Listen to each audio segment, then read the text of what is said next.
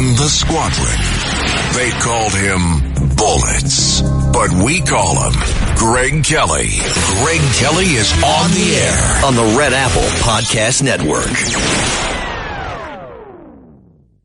All right, we got to get this thing over with. Tomorrow night, where are you watching the debate? Where are you going to be? Debate watch party? Are you going to watch it in solitary?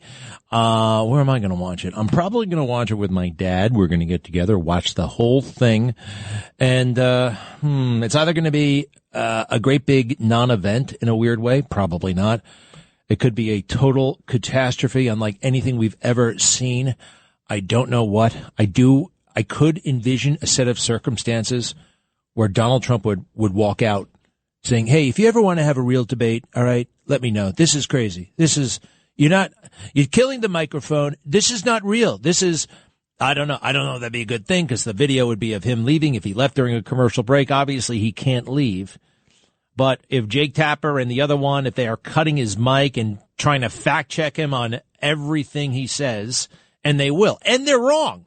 There's a long, disgraceful history of media fact-checking on live television and getting it wrong, getting it 1,000% wrong. These are not special people. These are not knowledgeable people. These are vain, script-reliant, silly people who, many of them, they either went into journalism because they wanted to change the world, right? Which sounds great. It's not. It's a weird kind of power play. If you show up to cover something and you're a journalist and you want to change the world, well, whatever you cover, it must be wrong, right? It must be broken. Therefore, you need me to fix it. Look, I am. And then there's the failed wannabe actors and actresses. There's that set.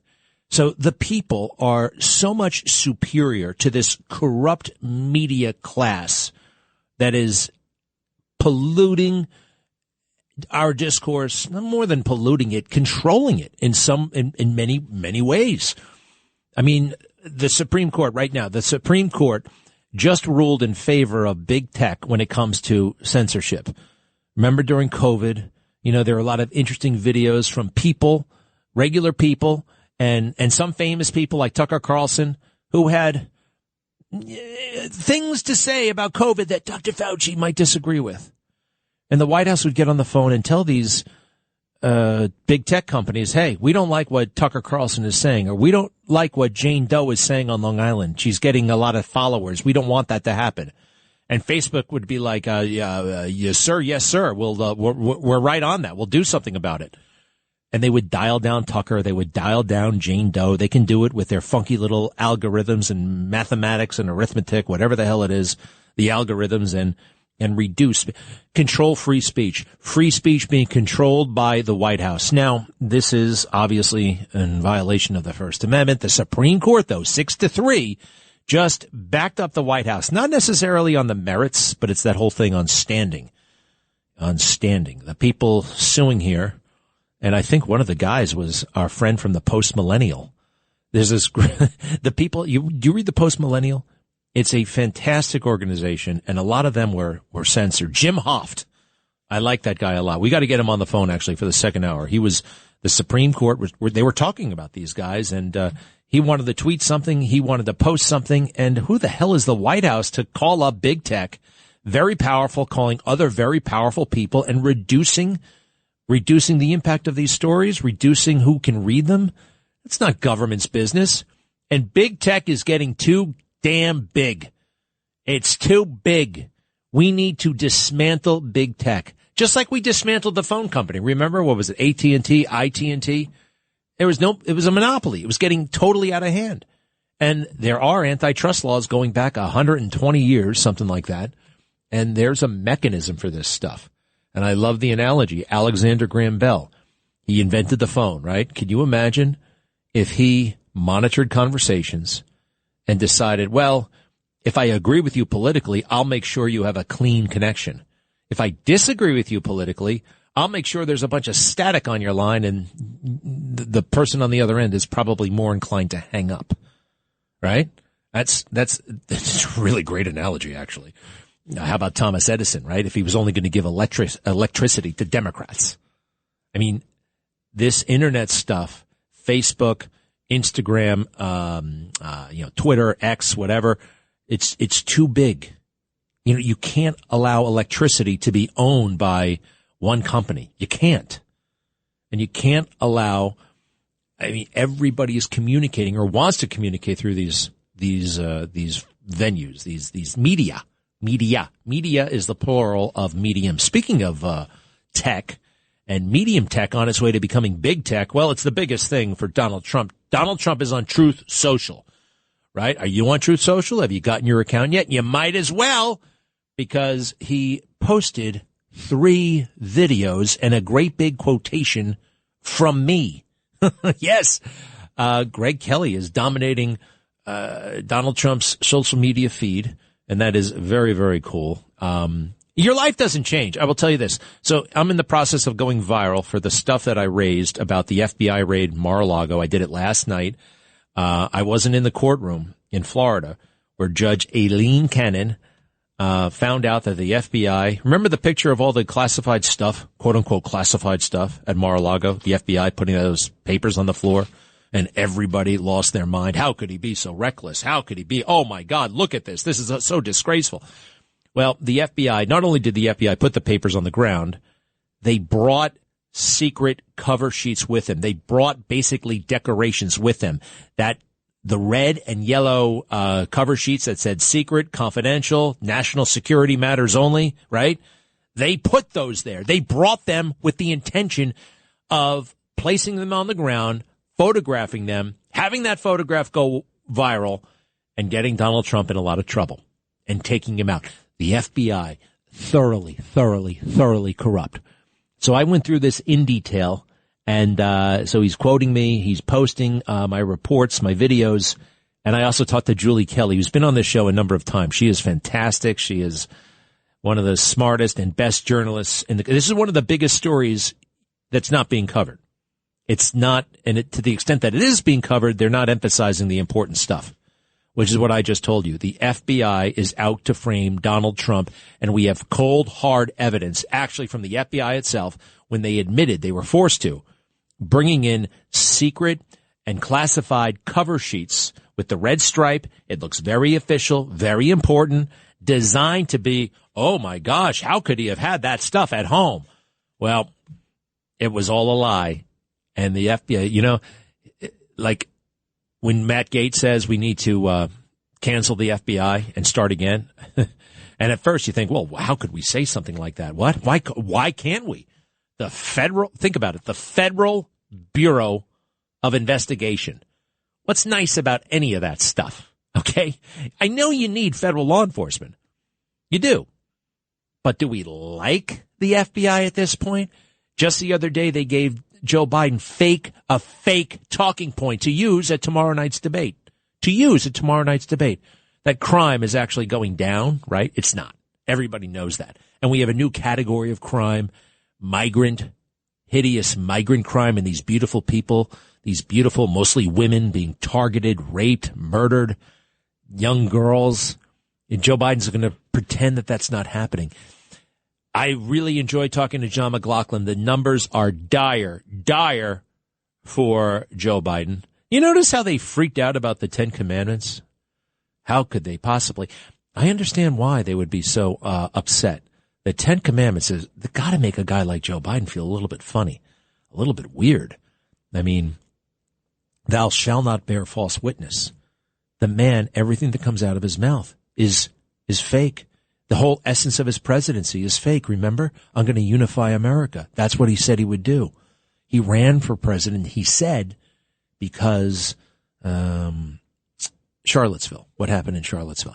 It's all a lie. Everything. It's all a lie. The other stuff, if you go in a little bit deeper into the 10 Commandments, and quite frankly, hey, I've told a few lies. Everybody has. No one is perfect, all right? We're all sinners here. But to sin on that level, in front of so many witnesses, like the American people, and seemingly do it without any consequences. Zero. None. Not even being recognized as lies. The media establishment pretending he's telling the truth when he is not, when it's so provably false. So what other sins does he basically commit? More or less every day.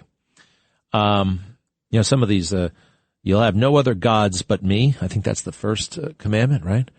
Well, if you look around, I've got pictures of Joe kneeling and not before God. He's kneeling at the mantle of George Floyd, right? That whole racial justice crap. There you, Craven images. Let me see here. Well, he does make the sign of the cross as a joke. That can't be right. He has a lot of good luck charms on his wrist. All about Beau Biden, this, that, and the other thing, a lucky rabbit's foot. I don't want to get carried away, but, that's actually kind of what Moses is talking about here with the graven images and the worshiping things. I had a rabbit's foot when I was 8. He's got a rabbit's foot. He's president of the United States. Does he break the Sabbath? You better believe he. Well, what is it? What does it say? You will maintain the holiness of the Sabbath. Hey, I do errands. I shop on the, so I'm not perfect here at all. But Joe Biden made the Sabbath day. You know what he made the Sabbath day? A Sunday? Easter Sunday, no less. Transgender Awareness Day, as recognized by the White House. The White House recognized Transgender Awareness Day, which coincided with Easter Sunday. I think he's on thin ice in terms of these commandments. Somebody told me, well, what about Afghanistan?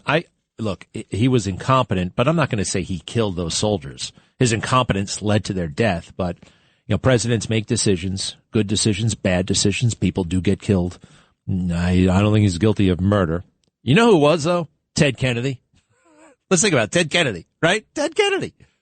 Ted Kennedy killed a person. And the media pretended that was okay. And so did the people of Massachusetts, by the way. What the hell were they thinking? I'm still fascinated by all things Chappaquiddick. I really am. It hits me at least like twice a month. And I'll Google and I'll be online and I'll break out some old books and I'll trace the path down Dyke Road all the way to Chappaquiddick Road. 1.2 miles. Ted Kennedy walked from the scene of the crime back to the house where they were probably having a great big orgy. Okay? He goes back to the house. You know how many houses he passed? We believe 17. 17 houses. He just walked on by. One of those houses probably had a phone. This is 1969. Chappaquiddick Island. Yeah, we had telephone technology back then, didn't we? Let's see here. False witness. The false witness. That's the lying. That's the everything. The Charlottesville lie. The lies about January 6th, the lies about his college, the lies about everything. He went in to politics as a liar, went into presidential politics. He got caught lying, had to drop out. It's amazing that he ever came back from that, isn't it? It's all right. I got this thing all queued up. It's an AI bit. It's an AI bit of Jake Tapper giving a preview to the debate. Should we hear it?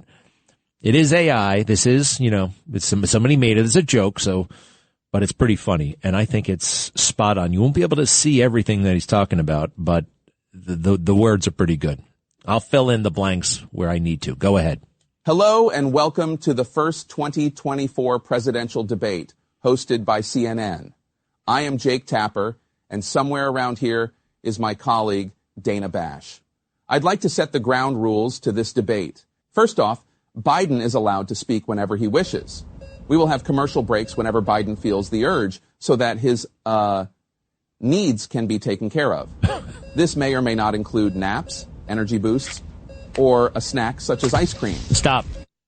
There's a picture of Hunter giving Joe's on a couch. Joe's on a hospital bed. Jill has diapers, and Hunter is injecting him with some sort of derivative of cocaine. Okay. All right. I wouldn't say anything else. Keep going. On the other hand, Trump is not allowed to speak unless spoken to, and if he interrupts Joe speaking, we're automatically going to deduct 10 points from Trump and Door. As the hall moderator of this debate, I can call it off at any moment and declare it a complete victory for Biden. Where did Trump go? He was just here. Get his ass, Trump! Get his ass! All right, stop. It was one of those, it's a little fun video, and they take Trump. Remember when he was wrestling? You ever see that when Trump was actually wrestling Vince McMahon? They took that and they had him tackling Jake Tapper. It's very funny and also potentially quite accurate. Be right back. Greg Kelly on the Red Apple Podcast Network. What if you could have a career where the opportunities are as vast as our nation, where it's not about mission statements, but a shared mission? At U.S. Customs and Border Protection, we go beyond to protect more than borders. From ship to shore, air to ground, cities to local communities, CBP agents and officers are keeping people safe. Join U.S. Customs and Border Protection and go beyond for something far greater than yourself. Learn more at cbp.gov/careers. Greg Kelly on the Red Apple Podcast Network.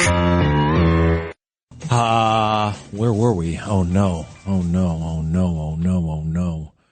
A woman just walking down the street. Looks like she's a businesswoman of some kind. I mean, she's dressed for work. Middle of the day. And two creeps who are masked with a baseball bat beat her up. I can't tell if they stole anything from her. I'm sure they did. Now, she happens to be white. I don't know the race of the assailants. I do know that there has been an effort to demonize white women all over the place, and they are the least valued members of society, according to our sick and corrupt society. That whole Karen nonsense, right? Fox News actually did some breaking news on this just a moment ago, please. Take a look at this new video out of New York City highlighting America's crime crisis. And we have to warn you, the video is very disturbing. It captures the moment that two people in masks, dressed in dark clothing and baseball caps, viciously, I mean, look at that, just viciously beat a woman up with a baseball bat and then just leave her. The first suspect punched her in the back of the head, and then the second repeatedly slugged and kicked her as they tried to rip off her bag. She is just defenseless. Unfortunately, they got away. The victim treated at the hospital for swelling to her head and bruising. Goodness. I just don't think that just fades away, but it does, doesn't it? It just kind of goes away. Just another little thing, and Fox talks about it. It'll be in the Post, and that's it. It evaporates. Now, I don't want it to just evaporate, you know? They've rearranged culture. This is all artificial. This is designed because they want society to crumble. It's crumbling before our eyes. Any society where that isn't, where the community and this kind of thing has been encouraged. Add that to the sexualization of children. You want to hear something a little bit even sicker? It's Karine Jean-Pierre, White House press secretary, who I guess is now proving her worth because she can't tell the truth. And I've pointed this out before. She doesn't like talking about politics because she sucks at it, but she loves talking about sex. The press secretary, again, talking about how she's lusting for certain objects and individuals when we come back. Greg Kelly on the Red Apple Podcast Network.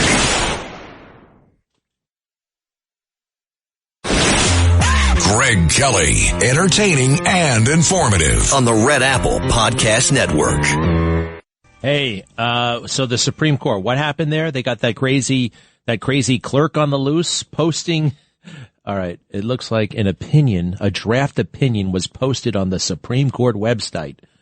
The Supreme Court mistakenly posts abortion ruling on the website. Remember when the Dobbs decision came out like 5 months early? All right. Still figuring out what this means and trying to find it. Supreme Court poised to allow emergency abortions in Idaho, according to document mistakenly posted on website. That's NBC. Supreme Court poised to allow emergency abortions in Idaho. Well, I don't really have a problem with emergency abortions, I guess, right? I mean, life of the mother. That sounds like life of the mother. And a lot of us have believed, like Ronald Reagan, that we believe in right to life, but we also believe in certain exceptions. Rape, incest, life of the mother. I think that's reasonable, don't you? And that some people, oh my gosh, when it comes time to get an abortion, that they may have to go to another state. Can you believe how? Imagine going to another state to get an abortion. Hey, I know people who go to Mexico to get their breasts enlarged, right? And people, I mean, that happens. What about poor women? Poor women too. Ever really look around at the airport? Who's there? People of all walks of life are traveling around this country. And the left wants us to think that everybody is some sort of pathetic charity case, and they need all the help the state can muster to provide reproductive care. You notice how they call that? You know, they call abortions now reproductive care. The term, you ever like explore what the hell happens during an abortion? The disintegration that they use, oh gosh, I don't want to think about it.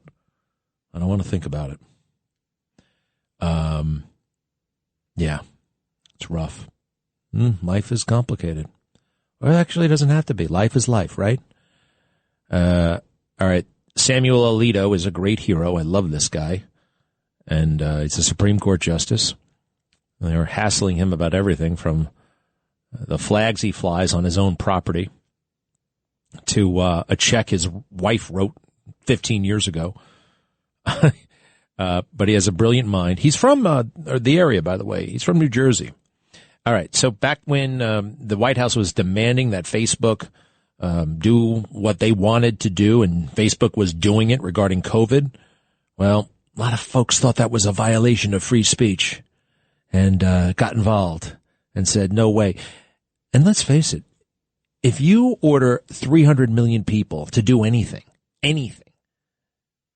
you're going to have some people are going to die and get severely sick, even if it's overall a healthy idea. If you told everybody in America, I order everybody in America to find a flight of steps and walk up it and down it once a day for your health. That's healthy, right? Well, not for everybody. What if you got a weak ankle? What if you got cardiovascular issues? What if you just, damn it, don't want to do that? What if you don't want to do it? It's like the vaccine. It's like aspirin. If you told everybody in America to take an aspirin, you must take an aspirin by the end of the month, or you'll lose your job and you'll lose your everything. Well, if 300 million people took an aspirin, a lot of people would die. A lot of people would live. A lot of people would die. Most people would live, but some people would die. Some people are allergic to aspirin.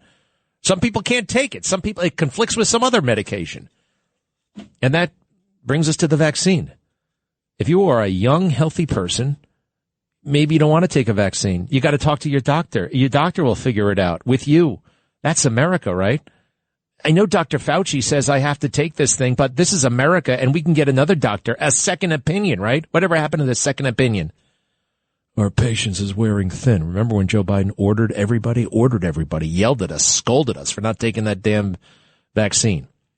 And some people did and some people didn't. I think it's our business. I actually took the vaccine. I know. I regret it, actually. I had all kinds of weird, it was like I had a really bad flu and a fever. And when I get a fever, my dreams get extra weird and intense and like I'm hallucinating. It was horrible. But I did it. And then I did it again. But that's my business. Some people I know are like, how could you do that? Well, that's up to me. It's not really up to you. Just like if you don't take it, that's up to you. No coercion, no government coercion. So listen to this.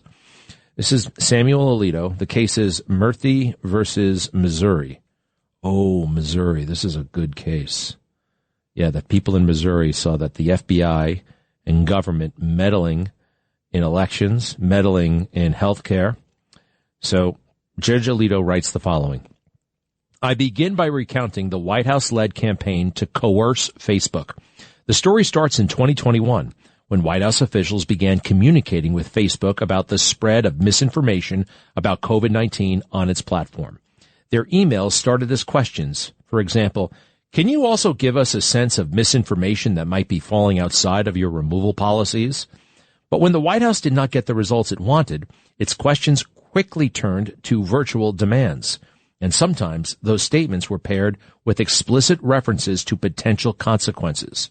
We may begin this account with an exchange that occurred in March of 2021, when the Washington Post reported that Facebook was conducting a study that examined whether posts on the platform questioned COVID-19's severity or the vaccine's efficacy dissuaded some Americans from being vaccinated. The study noted that Facebook's rules permitted some of this content to circulate.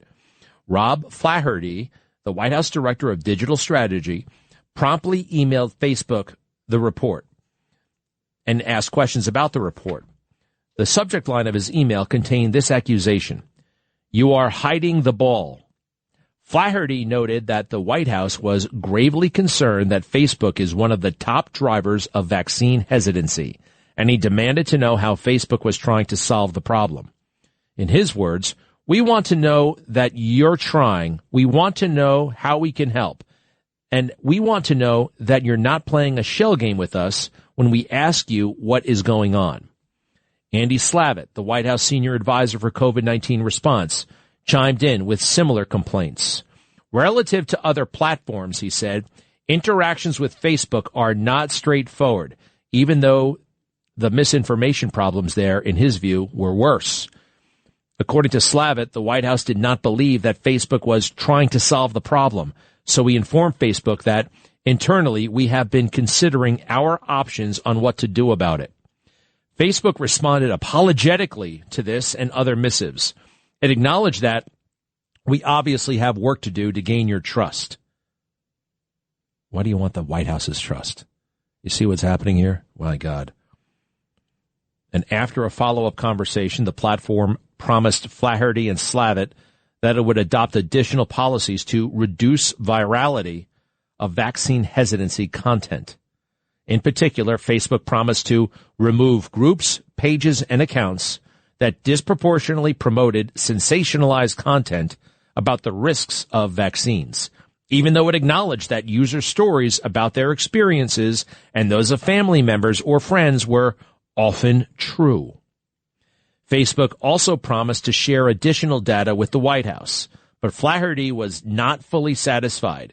He said that the additional data Facebook offered was not going to get us the info we're looking for, but it shows to me that you're at least understanding the ask. Wow. In April, Flaherty again demanded information on actions and changes Facebook was taking to ensure you're not making our country's vaccine hesitancy problem worse. To emphasize his urgency, Flaherty likened COVID-19 misinformation to misinformation that led to the January 6th attack on Capitol Hill. You guys. Facebook, he charged, had helped to increase skepticism of the 2020 election, and he claimed that an insurrection was plotted in large part on your platform. Screw you. Screw you to hell. Unbelievable. Making people afraid. January 6th was the worst day in history. What is so sacred about an election?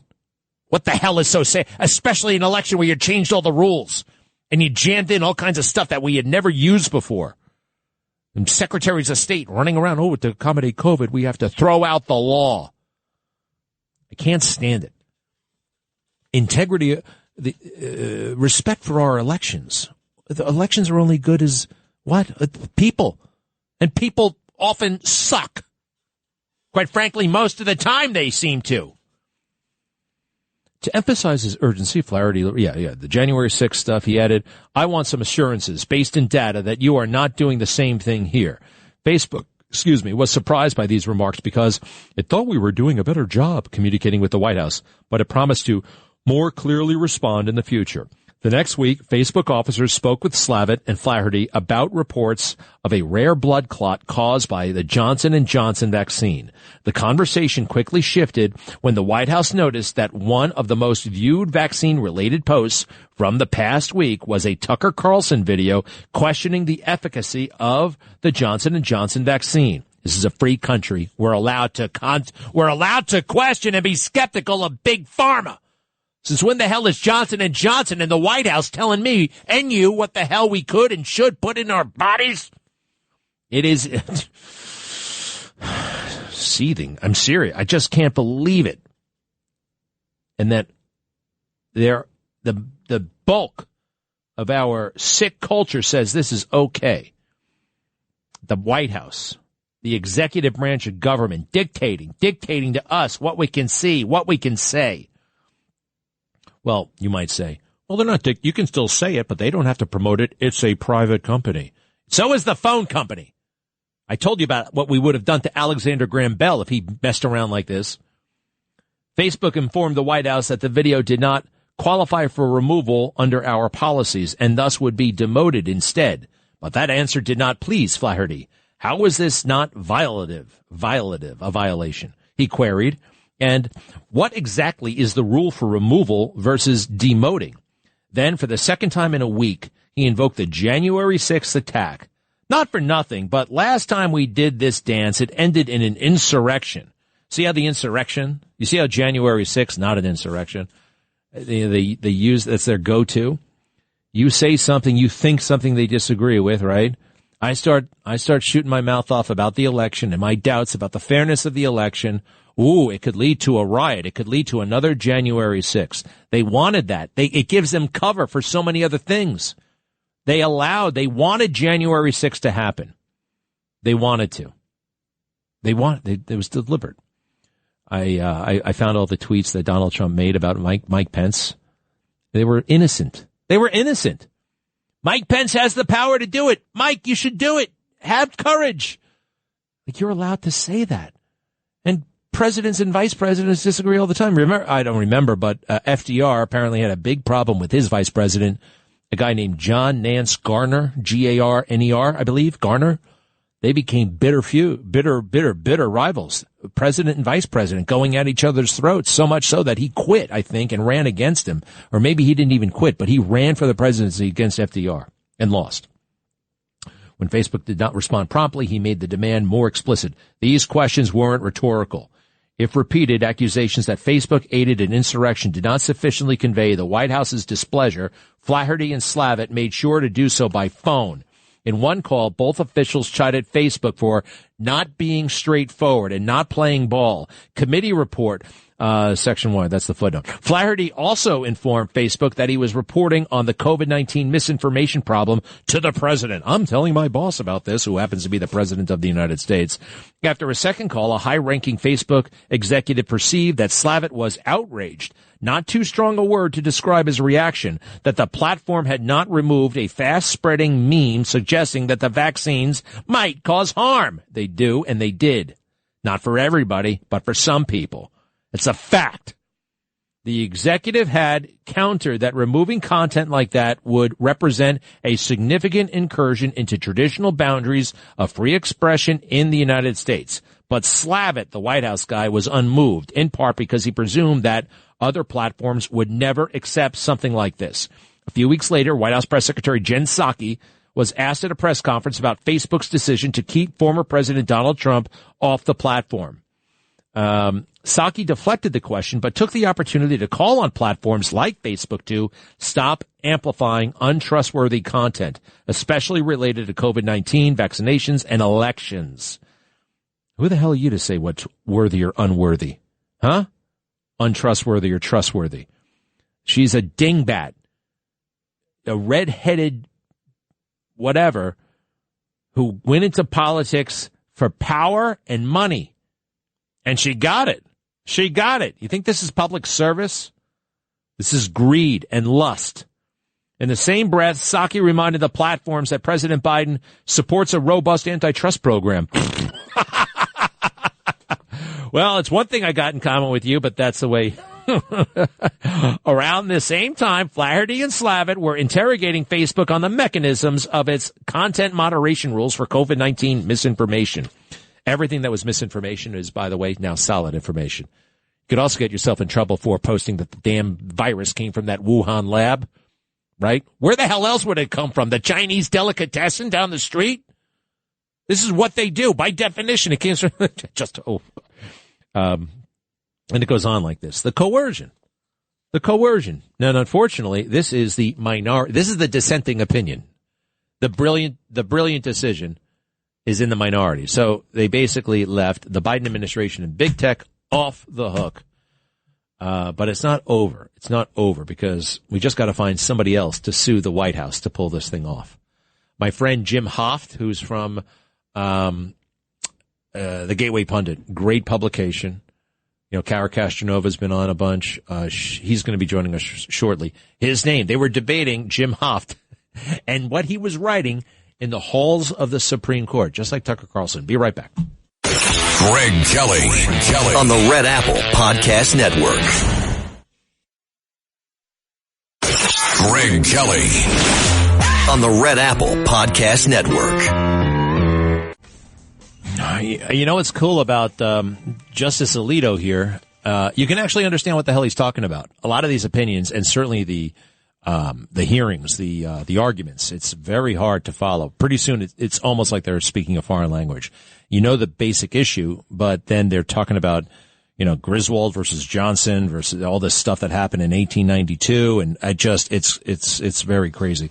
But these are brilliant men, and we appreciate them. This is the Karine Jean-Pierre lusting again. She's got a problem. She happens to be a lesbian, no big deal there. I think this would be a big deal for any press secretary to show up on air. Is she looking for a date? I know she broke up with her wife. They got divorced, actually. But, listen to this. Had it or hit it, drag queens. Oh, hit that. Look, I grew up in New York City where drag queens was you would go to drag queen brunches. It was the thing to do. Yeah. Okay. So had it or hit it means hit it, like hit it or quit it, hit it. Would you have sex with the drag queen? And she says, oh, I would definitely hit it. I would definitely do that. Now, it's one thing to talk about those things, I don't know, at a bar or when you're with your girlfriends, I don't know, at home or maybe around the pool. But when you're representing the president of the United States, right? And oh, by the way, she's not from New York City. Not for nothing, but I grew up one town over from her. I know where she lives. I know where she's from. She's from Long Island. Sorry. I know it's, let's face it, Long Islanders, you know it. It's not as cool as New York. I'm from New York City. From Hempstead. Hometown shout out. Whatever happened in New York City? Did you ever go to a drag queen brunch? I think she's overstating. I don't think that ever swept the nation until about 8 seconds ago. Steve, you're in Brooklyn. Hello. Hi. I was very glad you raised the topic of the dangers of big tech and authoritarian, tyrannical behavior that they enable. And I know you're well read. There was a series of books in the 1990s called The Celestine Prophecy and its sequels, and it dealt with that as a principal danger to the future of the next millennium, and about how the tech companies already, back in the 1990s, were very threatening. Now look what they have evolved into. I'm so glad you brought up that topic because it's really, really important. During World War II, for example, IBM, which was international business machines, not a United States company alone, they provided the computer cards, what were known as Hollerith cards, to the Gestapo, to the Nazis, one card per Jewish citizen of Europe. And now we have all of these tech companies with much more computer power and much more money involved so that the Mark Zuckerbergs of the world can influence the election by pouring millions of dollars that he earned from it. This is an immensely important issue now, and the big tech companies that you brought up are right in the center of the dangers to the larger population. How do you like my analogy to Alexander Graham Bell and Tom Edison? It was outstanding. That was one of the things that prompts me to call you about this. Well, I appreciate it. The name of the book is Celestine what? Prophecy? Celestine Prophecy and Adventure. There were about 4 sequels to it. Very quickly, FBI. What did the IBM do? James Redfield. What did the IBM? What did IBM do again? They provided Hollerith cards, the computer cards of 80 columns, to the Nazis. All right, I'm going to check that out. Thank you, Steve.